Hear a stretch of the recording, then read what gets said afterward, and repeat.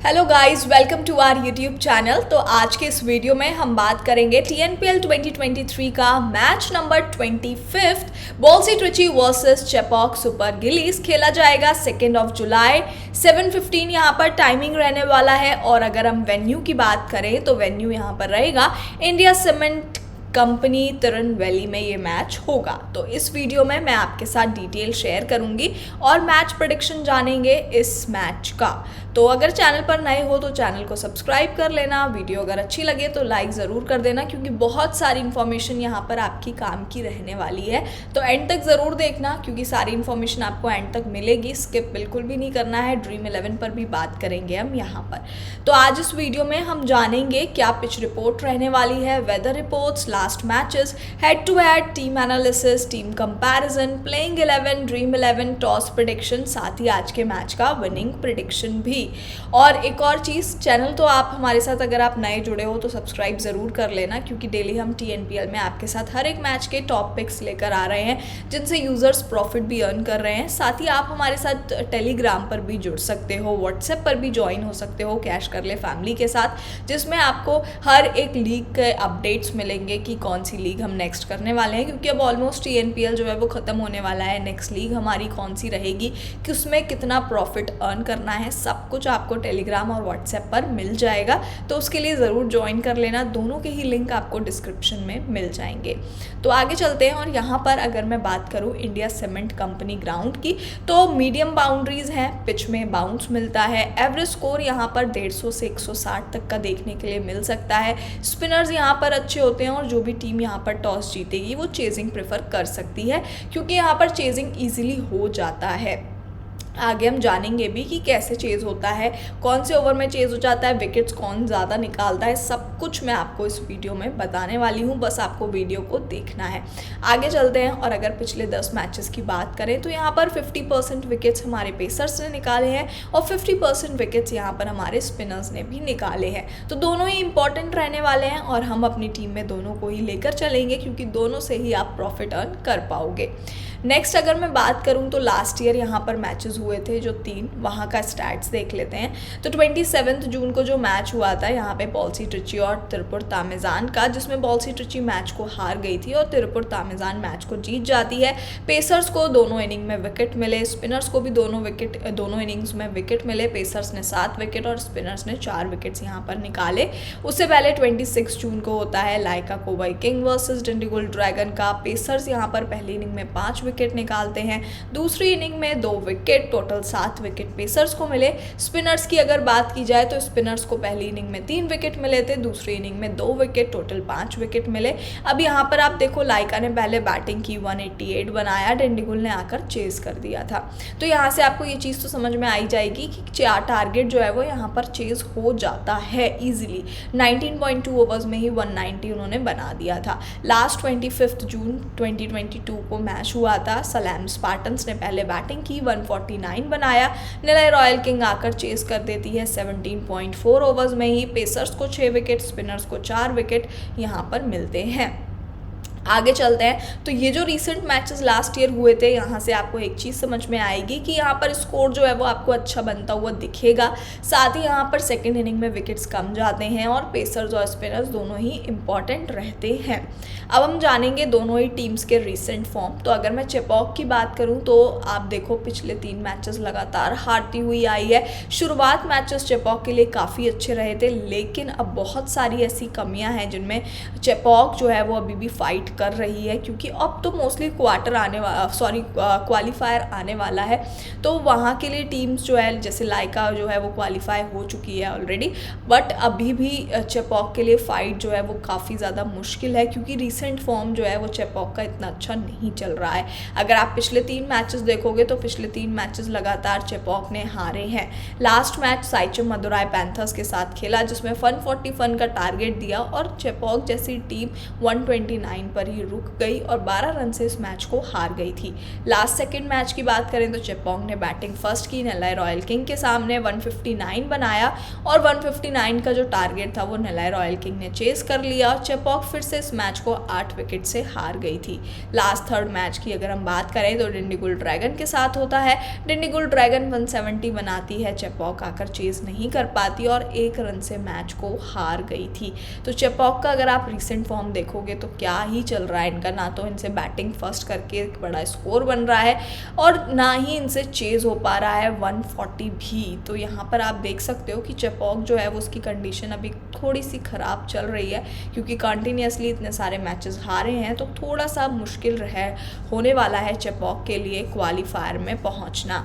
तो ये तो हो चुके हैं चेपॉन्ग के। आगे चलते हैं और बात कर लेते हैं यहाँ पर बीटी के क्या रिसेंट फॉर्म रहे हैं। तो बीटी इस सीज़न में एक भी मैचेस अभी तक जीती नहीं है। चेपॉन्ग ने तो फिर भी 2 मैचेस जीत लिए हैं, बट बीटी ने तो अभी तक एक भी मैच नहीं जीता है और इनका भी यही हाल है। वो तो फिर भी चेपॉन्ग पहले बैटिंग करके 160 170 बना भी ले रही है, इनसे तो वो भी नहीं बन रहा, क्योंकि मैक्सिमम जो इनसे बैटिंग फर्स्ट करके बनता है वो आप देख ही सकते हो। पिछले 3 मैचेस में 105 बना और 117 बना। चेज इनसे हुआ नहीं, 200 का टारगेट था, 155 पर ही रुक गए। अब अगर बीटी के लास्ट मैच की बात करें तो बीटी ने पहले बैटिंग की साइचम मदुराई पैंथर्स के सामने, जहां पर 105 ही बना पाई और 105 पर ऑल आउट हो गई थी। 18.5 ओवर्स में ही साइचम मदुराई पैंथर्स आती है, टारगेट को चेस कर लेती है 17 ओवर में और बीटी इस मैच को 7 विकेट से हार गई थी। लास्ट सेकेंड मैच की बात करूँ तो त्रिपुर तामिजान्स के साथ हुआ। त्रिपुर तामिजान्स ने 201 बनाया और वहाँ पर आप देखोगे कि जो मैच था वो यहाँ पर बीटी 155 पर ही रुक गई और बीटी इस मैच को 46 रन से हार जाती है। लास्ट थर्ड मैच की अगर हम बात करें तो बीटी ने 117 बनाए, लाइका ने चेस कर दिया 18.2 ओवर्स में ही और बीटी फिर से एक और मैच 6 विकेट से हार गई। तो बीटी का रीसेंट फॉर्म तो और बुरा चल रहा है, क्योंकि अब तक इनके एक भी मैच में जीत जो है वो नहीं लगी है। आगे चलते हैं और टीम कंपैरिजन की बात कर लेते हैं। और हेड टू हेड इन दोनों ही टीम्स के बीच में नहीं हुआ है, तो सिर्फ आगे हम टीम कंपैरिजन की बात करेंगे। तो अगर टीम कंपैरिजन की बात करो ओवर ऑन वेन्यू अगर हम बात करें तो 5 मैचेस खेले हैं बीटी ने, जिसमें से एक भी मैच नहीं जीती है। वहीं अगर मैं चेपॉन्ग की बात करूं तो 10 में से 60% मैचेस यहां पर जीते हैं। 127 बॉल्सी ट्रिची का रहा है एवरेज स्कोर, हाईएस्ट रहा है 155 बॉल्सी ट्रिची का। चेपॉन्ग की अगर मैं बात करूं तो एवरेज स्कोर इनका 145 रहा है, हाईएस्ट रहा है 217। तो वेन्यू के अकॉर्डिंग तो आप यहां से समझ सकते हो कि कहीं ना कहीं जो चेपॉन्ग है उसका अपर एंड रहने वाला है, क्योंकि बॉल्सी ट्रिची की कंडीशन जो है वो काफ़ी ज़्यादा ख़राब चल रही है बैटिंग लाइनअप के साथ साथ बॉलिंग अटैक में भी। आगे चलते हैं और बात कर लेते हैं दोनों ही टीम्स की क्या रहने वाली है हमारी प्रोबेबल प्लेइंग 11। तो सबसे पहले अगर मैं बीटी की बात करूं तो गंगा श्रीधर राजू, जफर जमल, Saran T, Daryl Ferrario, K Mani Bharathi, Francis Rockins, Antony Das, R Rajkumar, T Natarajan है, आर सिलम्बरसन है और के ईश्वरन है। तो यहाँ पर आप रिसेंट फॉर्म तो देख ही सकते हो, कुछ खास प्लेइंग 11 इनकी है नहीं, क्योंकि प्लेयर्स जो है ना वो एक तो नए प्लेयर्स हैं, साथ ही इतना ज़्यादा एक्सपीरियंस नहीं है और आउट ऑफ फॉर्म भी चल रहे हैं। तो अगर मैं बात करूं गंगा श्रीधर राजू की तो यही है, लास्ट मैच में नहीं चले, अदरवाइज उससे पहले आप देखो तो 20 रन 58 रन इन्होंने बनाए हैं। कुछ खास परफॉर्मेंस आ नहीं रहा, 1-2 मैचेस में चल गए थे, उसके अलावा इन्होंने रन्स नहीं बनाए हैं। जफर जमल की बात की जाए तो आप देखोगे लास्ट मैच में 1 रन ही बनाया, उससे पहले 30 रन इनकी तरफ से आए थे, उससे पहले 11 रन 0 रन, कुछ खास नहीं है। लास्ट मैच में इन्होंने सरन टी को मौका दिया, लेफ्ट हैंड बैट्समैन है, सिर्फ 5 रन बना पाए और आउट हो गए थे। डैरिल फरेरियो की बात करें तो ये फिर भी टीम के लिए कुछ कर रहे हैं, बैटिंग में भी बॉलिंग में भी, लेकिन एक आध प्लेयर के करने से कुछ भी नहीं होगा। क्रिकेट में आपका सारे प्लेयर्स का कंट्रीब्यूशन रहता है। डैरिल फरेरियो की बात करूँ तो आप बैटिंग में देखोगे 21 रन 42 रन 0 रन बनाए हैं और बॉलिंग में भी पिछले 2 मैचेस से विकेट्स तो निकाले ही हैं। के मनी भारती की बात करें तो विकेट कीपर बैट्समैन है, किसी मैच में चल जाते हैं, किसी मैच में नहीं चलते, क्योंकि लास्ट मैच में तो चल गए थे तो इन्होंने 48 रन बना दिए, लेकिन उससे पहले 2 मैच देखोगे तो 0 रन ही इन्होंने बनाए थे और उससे पहले 40 रन। फ्रांसिस रॉकिंस की बात कर लेते हैं, ऑलराउंडर हैं, लास्ट मैच में 18 रन, उससे पहले 1 रन आया था, उससे पहले 16 रन इनकी तरफ से आए थे, कुछ खास परफॉर्मेंस नहीं रहा है। एंटनी दास की बात करें, ऑलराउंडर है, पिछले 3 मैचेस की फॉर्म देखोगे तो 25 रन, 9 रन, 12 रन और यहाँ पे विकेट्स इनको भी नहीं मिले हैं। तो बैटिंग से आपको थोड़ा बहुत रन्स का कंट्रीब्यूशन कर देते हैं, अदरवाइज बॉलिंग से तो कुछ खास परफॉर्मेंस रहा नहीं है। आर राजकुमार की बात करें तो किसी मैच में चल गए, लास्ट मैच में फ्लॉप रहे थे, ना तो बैटिंग ही से ही रन्स बनाए थे और ना ही बॉलिंग से इनके विकेट्स निकले थे।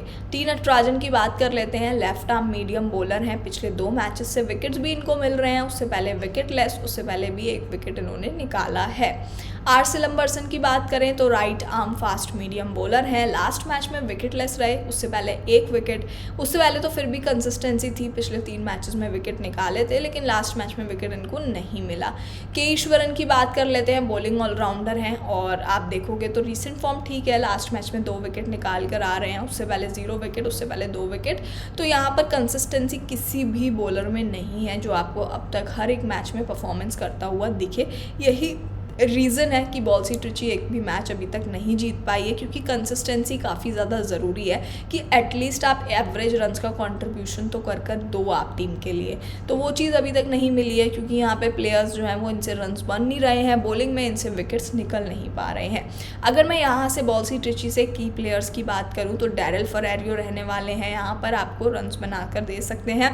वहीं पर अगर मैं बॉलिंग से बात करूँ तो के ईश्वरन एक सेफ ऑप्शन रहेंगे, टी नटराजन के साथ आप जा सकते हो, के मनी भारती को विकेट कीपर में ले सकते हो, क्योंकि लास्ट मैच में के मनी भारती को यहाँ पे स्किप कर सकते हो, क्योंकि मुझे लगता है कि चेपॉक से नारायण जगदीशन काफ़ी सेफ ऑप्शन रहने वाले हैं। तो यहाँ पे तो मेन जो प्लेयर्स हैं वो डैरिल फरेरियो के साथ आप जा सकते हो, गंगा श्रीधर राजू को ले सकते हो, अगर चलेंगे तो आपको एवरेज रन्स बनाकर दे सकते हैं, रिस्क रहेगा ऑब्वियसली।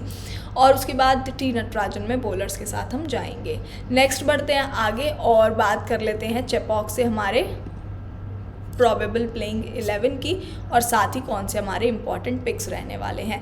तो अगर मैं चेपॉक से बात करूं तो प्रदोष रांजन पॉल, नारायण जगदीशन, बाबा परजित हैं, संजय यादव हैं, हरीश कुमार, राजा गोपाल सतीश हैं, Uthirasamy, Sasidev, Bhaskar Rocky, M Silambarasan, Ramalingam Rohit, Rahil Shah. इनके पास नो डाउट प्लेयर्स काफ़ी अच्छे हैं जो आपको कंट्रीब्यूशन करके देते हैं, लेकिन रीसेंट फॉर्म कुछ प्लेयर्स की ना चलने की वजह से जो चेपॉक है वो रिसेंटली मैचेस हार रही है, क्योंकि शुरुआत के जो मैचेस इन्होंने जीते ना तो उसमें संजय कुमार हुए, हरीश हुए, ये सब आपको रन्स का कंट्रीब्यूशन दे रहे थे, प्रदोष रांजन पॉल आपको रन्स का कंट्रीब्यूशन दे रहे थे, लेकिन अब जो ये प्लेयर्स हैं वो आउट ऑफ फॉर्म हो गए हैं। तो डेफिनेटली जब आपकी टीम के 3 से 4 players important players out of form होंगे तो इफेक्ट आपको टीम पर दिखाई देगा। यही रीज़न है कि चेपॉक अब तक जो अपने पिछले मैचेस है वो हार कर आ रही है। तो चेपॉक के अगर ओपनर्स की बात की जाए तो यहाँ पर आपको नारायण जगदीशन ओपनिंग करते हुए दिखेंगे, अच्छी फॉर्म में चल रहे हैं ये तो, फिर भी कंसिस्टेंटली रन्स बना रहे हैं, 35 रन्स, 15 रन्स हैं, 37 रन्स हैं। उसके बाद प्रदोष रांजन पॉल आ जाते हैं, आउट ऑफ फॉर्म चल रहे हैं, रन्स इनसे बन नहीं रहे हैं, पहले तो फिर भी ओपनिंग कर रहे थे जब रन्स बना रहे थे, अब तो इनको नीचे ही भेज दिया गया है बैटिंग के लिए।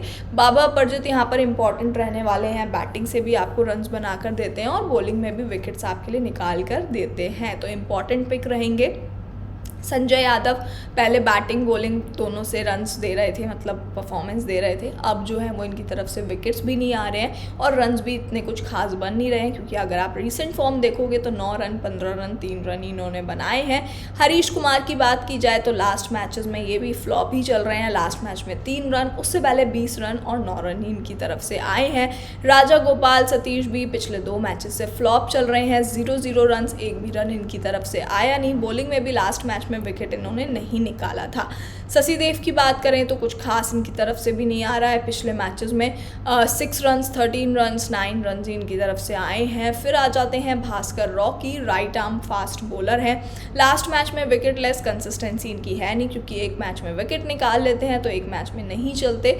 देख ही सकते हो आप, पिछले अगर 5 मैचेस की बात की जाए तो 2 मैचेस में ही विकेट्स निकाले हैं, 3 मैचेस में विकेट लेस ही रहे हैं। एम सिलम्बरसन की बात करें तो left arm Orthodox spin bowler हैं, कंसिस्टेंसी है, पिछले 3 मैचेस से विकेट्स निकाल रहे हैं तो कहीं ना कहीं इंपॉर्टेंट रहेंगे। Ramalingam Rohit bowling allrounder, last match में इनको मौका दिया गया जिसमें इन्होंने 1 विकेट निकाला और थोड़े से ज़रूर महंगे साबित हुए थे। फिर आ जाते हैं राहिल शाह, रिसेंट फॉर्म इनकी काफ़ी शुरुआती फॉर्म काफ़ी अच्छी थी, इनकी विकेट्स मिल रहे थे, लेकिन रिसेंट फॉर्म पिछले 2 मैचेस से गड़बड़ ज़रूर हुई है। लास्ट मैच में तो फिर भी 1 विकेट मिल गया, रन्स भी इतने ज़्यादा नहीं दिए, उससे पहले विकेट लेस रहे थे। तो राहिल शाह भी काफ़ी अच्छे बॉलर हैं और स्पिनर्स इस पिच पर विकेट्स वैसे भी निकालते ही हैं। तो अगर मैं चेपॉक से बात करूं कि इंपॉर्टेंट प्लेयर्स कौन से रहने वाले हैं, तो नारायण जगदीशन को आप एज अ विकेट कीपर ले सकते हो। बाबा अपरजित आपके लिए इंपॉर्टेंट रहेंगे। संजय यादव, हरीश कुमार, दोनों में से किसी एक को पिक कर सकते हो यहाँ से। बॉलर्स में बात करें तो एम सिलम्बरसन यहाँ पर इंपॉर्टेंट रहेंगे और राहिल शाह यहाँ पर इंपॉर्टेंट रहने वाले हैं। तो ये तो की प्लेयर्स हो गए। आगे चलते हैं और बात कर लेते हैं क्या रहेगी हमारी BT वर्सेस CSG की ड्रीम 11। कौन से प्लेयर्स को आपको पिक करना है, कौन से प्लेयर्स को आपको ड्रॉप करना है। तो Ballsy Trichy versus Chepauk Super Gillies match number 25। Wicket keeper में मैंने लिया है नारायण जगदीशन को। रीसेंट फॉर्म इनकी काफ़ी अच्छी चल रही है, तो नारायण जगदीशन के साथ ही मैं जाऊंगी। लास्ट मैच में भी 35 रन उन्होंने बनाए थे, उससे पहले 15 रन थे, 37 रन, यानी कि काफ़ी अच्छे रन इनकी तरफ से आ रहे हैं।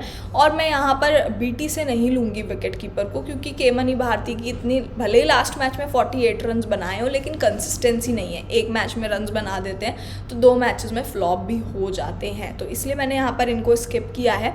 नेक्स्ट मैंने यहाँ पर 3 बैट्समैन लिए हैं। 3 बैट्समैन में मैंने लिया है डेरिल सुंदर फरारियो को, गंगा श्रीधर राजू और एस संतोष शिव को लिया है। ऑलराउंडर्स की बात करें तो बाबा अपरजित यहाँ से इंपॉर्टेंट रहने वाले हैं। R राजकुमार रहेंगे और हरीश कुमार रहने वाले हैं यहाँ से। बॉलर्स की बात करें तो T नटराजन है, K ईश्वरन है, राहिल शाह और M सिलम्बरसन है। अब कैप्टन और वाइस कैप्टन आपको किसको बनाना है, तो कैप्टन होंगे बाबा अपरजित और वाइस कैप्टन मैं बनाऊंगी हरीश कुमार को। तो ये हो चुके हैं हमारे BT versus Chepauk Super Gillies के टॉप फैंटेसी पिक्स, जिनके साथ आप अपनी ड्रीम टीम बना सकते हो। बाकी के अपडेट्स के लिए हमारा टेलीग्राम चैनल ज़रूर ज्वाइन कर लेना, क्योंकि सारे अपडेट्स आपको वहाँ पर मिल जाएंगे, फाइनल ड्रीम 11 भी। और हमारे साथ इस मैच में लाइव जुड़ना बिल्कुल मत भूलना। तो चलिए आपसे मिलती हूँ मैं नेक्स्ट वीडियो में।